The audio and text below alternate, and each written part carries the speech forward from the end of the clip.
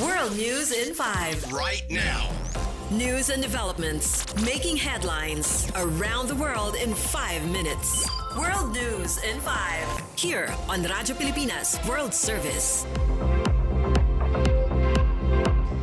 Good day, this is World News in 5. Israel's defense minister confirmed that an Israeli airstrike killed the commander of Iran's Islamic Revolutionary Guard Corps, or IRGC Navy. According to Israel Katz, the killing of Ali Reza Tangsiri took place on Wednesday night and targeted other senior officers of the Naval Command. He said Tangsiri was directly responsible for the terrorist operation to mine and restrict the Strait of Hormuz to shipping, which was blown up and destroyed. Since the start of the U.S.-Israel war against Iran on February 28, Israel has reported the killing of several prominent Iranian leaders, including Supreme Leader Ayatollah Ali Khamenei and Security Director Ali Larijani. According to Iran's Deputy Health Minister Ali Jafarian, at least 1,937 individuals have been slain in the past month, including 452 women and children. Jafarian said that at least 24,800 people had been hurt, including 4,000 women and 1,621 children.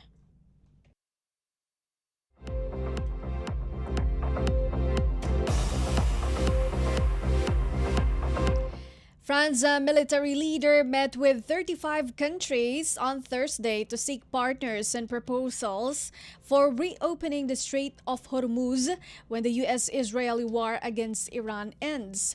Reuters reported that transportation in the Strait of Hormuz has already come to a halt after Iran attacked warships during its conflict with the United States and Israel.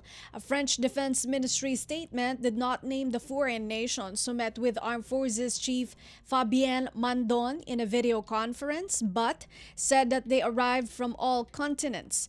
Admiral Nicolas Vahour, Chief of Staff for the French Navy, revealed he had conversations with 12 Navy counterparts from Britain, Germany, Italy, India, and Japan.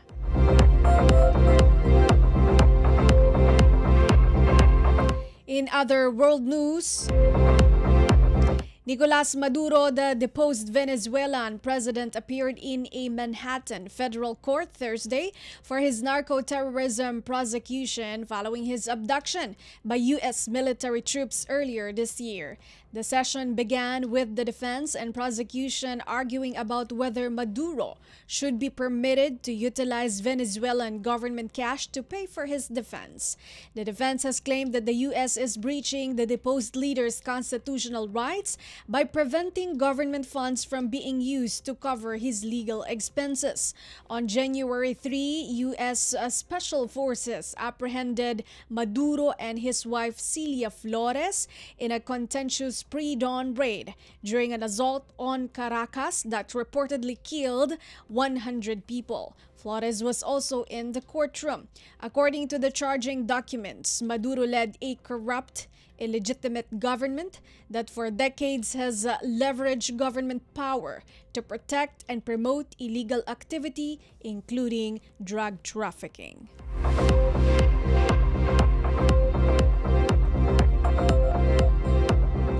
Finally, for World News in 5, the International Olympic Committee has barred transgender women and DSD athletes from competing in female disciplines at the 2028 Los Angeles Olympics and Future Games. The IOC's president, Kirsty Coventry, said that the historic decision was made because it would not be fair for biological males to compete in female category. The IOC has also announced that all athletes wishing to compete in the female category at future Olympics must undergo a one-time SRY or sex-determining region Y gene screening to determine their biological sex. Usually this is accomplished using a non-invasive cheek swab or saliva test.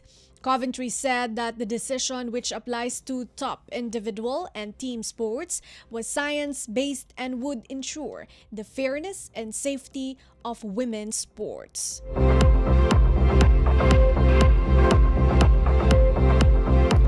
You just listened to World News in 5 for Radyo Pilipinas World Service. This has been Bea Gaza-de Guzman.